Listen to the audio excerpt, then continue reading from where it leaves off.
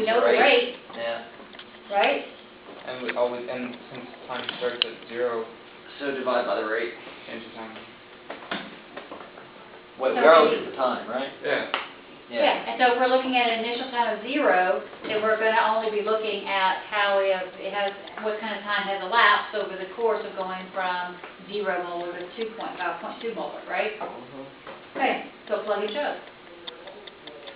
I always forget that. I think I chastise you for forgetting that, but I always forget that.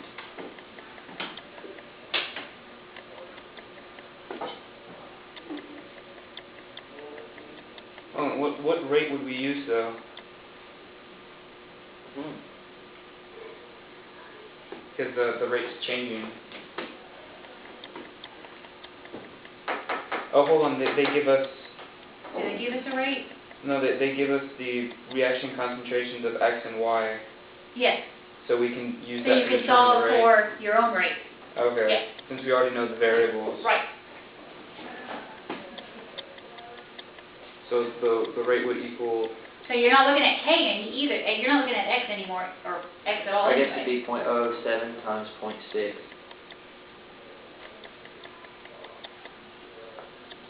That's point. I think if we're using the same Yeah, K as last 0.007 time. and 0.6. And And then then 0.0042.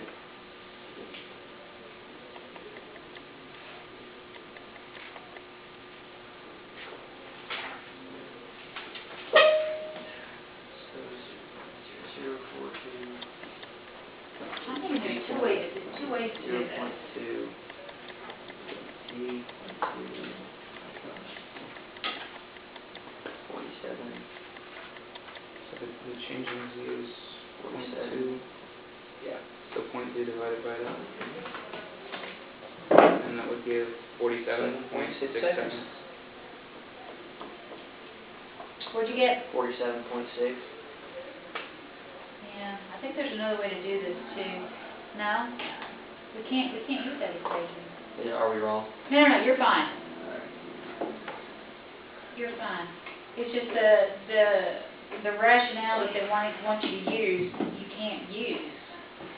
They want you to take the natural log. So maybe Ben's logic would have been accessible if you say that it would be an insignificantly small number. Well, that's the thing that, like, as natural log approaches 0, it actually, like, gets a correspondingly negative exponent, so you can't neglect it because Right.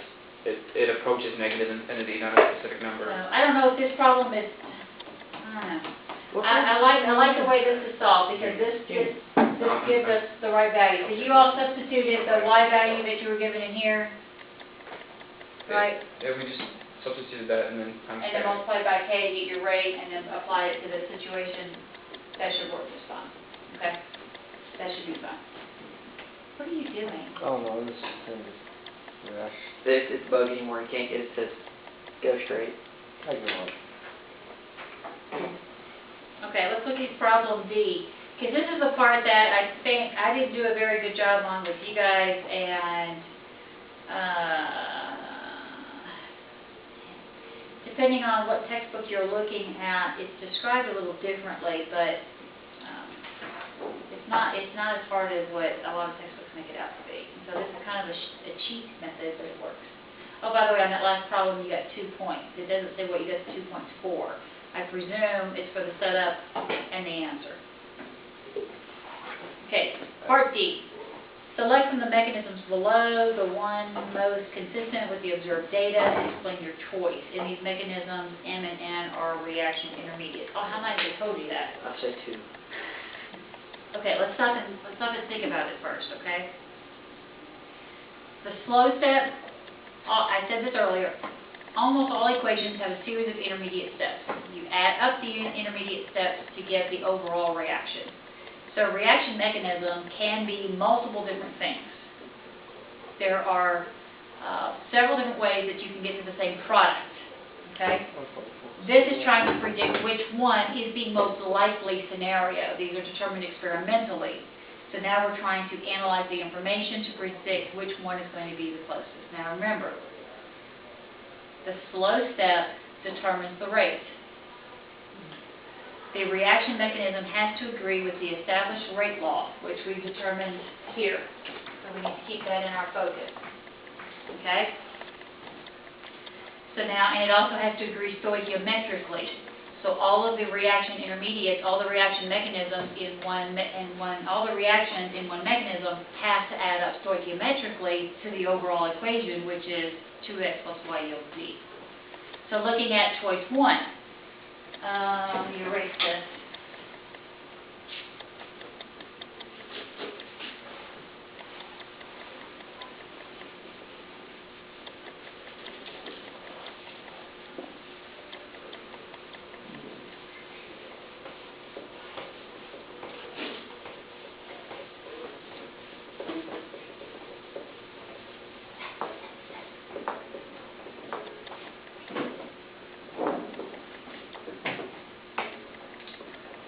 So looking at reaction 1, I'm going to put all of these on the board. We're going to look at all of them.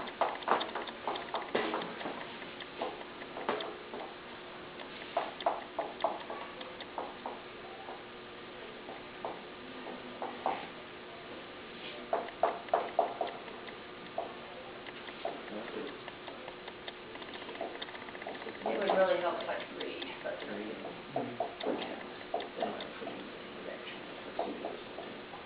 So if you've got atoms on this side, atoms on another, lower, so and then cancel that first one up there, so you'll have an x plus x plus y equals z. Okay. Like, is M a catalyst though, or is it a product that's then? Either one, Okay. but where it's on both sides, it cancels out. Okay. I think, What? Intermediates are produced are those and in then the same used. order that they're? Yeah. Yes, Yes. I hope so. X plus y yields m, x plus m is z, x plus x, that's supposed to be x. Ignore that, that's x. Never mind. Is reversible with m, and x plus m, y plus m yields z. Just think if we'd actually done this full Thursday, how much worse I would be when I'm talking. Y yields m, blah, blah, blah, blah, blah. Okay, now, I think that was it. All right, now looking at this. It has to agree stoichiometrically, and it has to agree with your calculator or determined rate law. Whatever your rate law is, choose the mechanism that agrees with it. Okay? So, based on experience and based on previous lectures and based on lots of exposure, you cannot normally choose a mechanism based on stoichiometry. So when you add up all of the reactions together, when you start looking at solving for this mechanism, this one, and this one, stoichiometry is not going to be the reason that they cancel each other out. So literally what you have to do is the original equation is this. So basically going back to your algebra skills, add up the equations, the system of equations, you cancel things that are same on both sides. So here we can cancel out m and m because m is an intermediate. It's formed as a product and then used as a reactant in two different steps. So what do we have left over? X plus y equals We z. got 2x plus y yields z. Does that agree with that? Yes. Go to the next one. Cancel out the m because it's an intermediate. What do we have? X plus y yields z. Okay, go to the third one. Cancel out the m because it's an intermediate. Cancel out the n because it's an intermediate. What do Never we mind, have? all of them. 2x plus y yields z. So the stoichiometry agrees in all of them. Okay? So now we have to determine which one has the appropriately agreed to rate law. Yes, sir. Well, could we eliminate 3 because it seems unlikely that y would turn into m in a slow process since there's no other reactant to just be the same thing? Possibly. But let's wait. Let's see if it agrees with our rate law. Okay? Well, like, how would we make I don't think that would be an acceptable argument to discount it. In answering this question, you've got to not only answer in the correct way, but you also have to discredit the other two. Okay? All right, so let's look at it. Okay? draw a line under the slope step. Because the slope step determines how fast the rate moves, correct? So anything beyond the slope step is irrelevant as far as the rate of the reaction is determined, right? Okay. So now looking at this, what do we have here? We have x plus y. What do we have here? All of this included. What do we have here? We have y is equal to our slope step. So now analyzing this, which one of them is most closely going to resemble our rate law, which I should have written up here as well. Which one agrees with that? This slope step says the concentration of x and the concentration of y is going to equal our rate. So this one says rate equals k times the concentration of x times the concentration of y. This one says all of that, right? So the rate is equal to k times the concentration. We have to go through anything that's above the slope and include the slope step. So this is equal to x squared times the concentration of y. This one says rate is equal to k times the concentration of y. So which one agrees with Number 3. The third number one. 3? And you have to put like mechanism 3 agrees with stoic and rate law. Make 2 and 1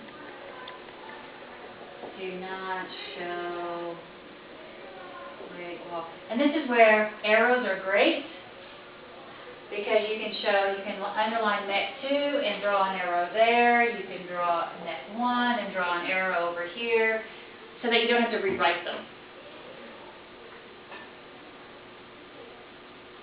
Okay. I don't think I went through as much details with this with you guys. No. No, we had the stoic part of it. I didn't remember the slow factor. I think we went through the stoic part of it fairly well, but you're right. I think I just presumed. I think one of you picked up on it so quickly that I figured the rest of the class I did didn't remember too. that part. I think Jake picked it up. And Well, he doesn't share with the rest of the class. I know, he doesn't share well. So this is almost always asked as the last question on a kinetics problem. You purposefully just want to get over there in front of that camera. I stay down this way. It's all. No, it is not. Never mind. Okay, so does that make it a little bit more clear? Mhm. It has to agree on both fronts.